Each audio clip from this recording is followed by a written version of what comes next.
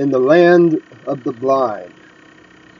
There's an old saying that in the land of the blind, the one-eyed man is king. There was also a guy on the radio a long place ago in a time far away that reminded us daily, while we may know a little bit, soon we would know the rest of the story. In the case of the one-eyed man in the land of the blind, he may indeed be the proverbial king, but he could very well just be another madman. Perception is everything. In accordance with simple logic, it would seem reasonable that the man with partial sight would be capable of outperforming and improving upon virtually everything that was done by those who were completely without sight. But life is never quite so simple as that, is it? Imagine, if you will, a world in which everyone is quite literally blind. In this world, these people would have to learn to maneuver and function without the benefit of sight. This is not, however, to say that they would be forced to get along without any real sense of perception. Indeed, their additional senses and their overall perception would likely be highlighted, and if anything, even more sensitive to their surroundings and circumstances that they could quite literally never see. Then lo and behold, the day comes along when the one-eyed man is born unto this world. This one-eyed child begins its life listening to the stories and tales of the blind, and just accepts them as the way things are in this world. Though as he grows, and as his own perception and ability to reason increase, he becomes aware that not everything is quite as it appears to be. Largely, figuratively, and quite literally speaking in virtually every sense of the word. Not only can the sighted man see the realities of the world around him, but he feels compelled to share the truth with the rest of the world that is in fact too blind to see what is really going on. He can prove through demonstration that he is correct in many circumstances, and tries to convey other thoughts and meanings of the things that he can see now that his eye has been opened, so to speak. How does one explain colors, though, to someone who has no need for them? How can someone who has never seen a sunset understand what it is all about? For the blind, there is a period of time when it gets hotter and a period of time when it gets cooler. That is just the way that these things are and the way that they have always been. There really is no need for a further explanation, much less for any deeper understanding of the underlying causes. Yet the sighted man, eager to share this new information and the realities of the world they live in, seeks only to share and enlighten those who have raised him up, but who hold such a distorted view of the world surrounding them.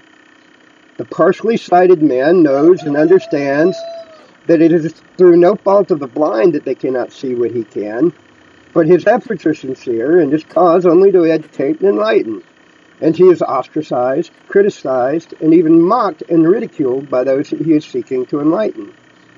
In the land of the blind, there is no need for colors, no comprehension of beauty or art, and no need for such frivolities. Despite the best of intentions, the sighted man is burdened with truths that mean nothing to those around him. Despite the best of intention, the partially sighted man is seeking to burden people with truths that are inconsequential to the reality in which they live.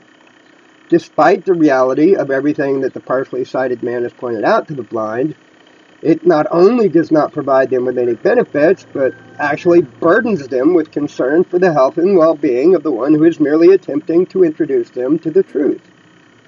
Despite the reality of what the sighted man sees, it does not fit in any of the categories of understanding of the larger community that is wholly blind.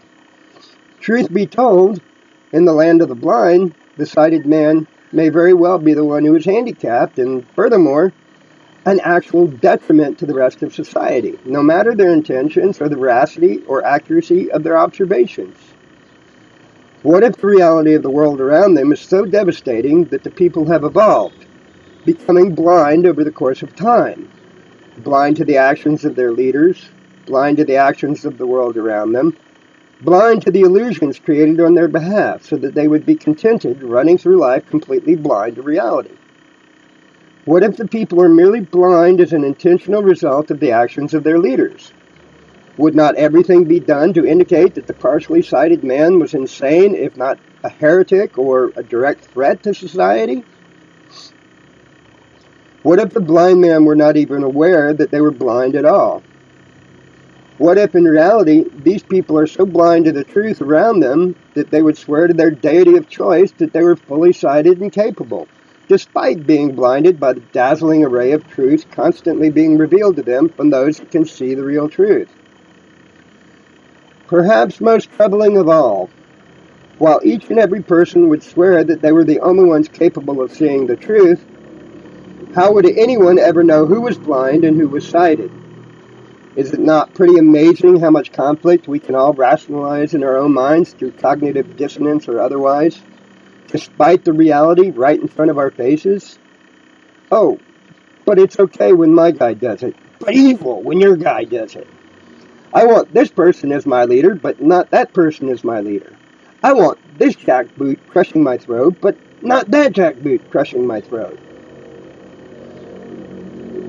Perhaps far too much allowance has been given to the blind and far too little attention paid to the reality around us. But then again, life is so much easier when we, despite our individual blindness, can claim to be the only one who is really capable of seeing the truth.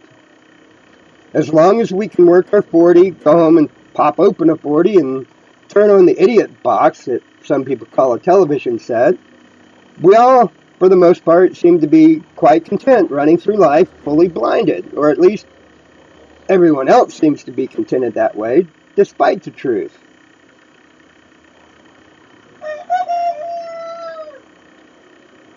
Just a little side note on intention versus reality.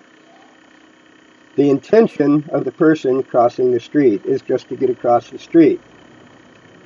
Maybe they don't see the bus, maybe they don't hear the bus, maybe somebody's told them the bus is coming, but they just refuse to believe it.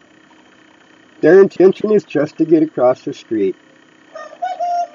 The reality is, when they get hit by the bus, their intentions don't matter anymore. They're dead. At least here where I live, there's an unwritten rule that when the bus hits you, they're going to back over you just to make sure you're dead, because it's cheaper on insurance that way.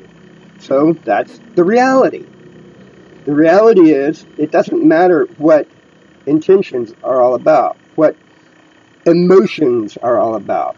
At the end of the day, reality is solely concerned with the facts of reality. Reality based solely on intentions, feelings, or emotions is more than just dangerous. It is, by all definitions, delusional. Thank you.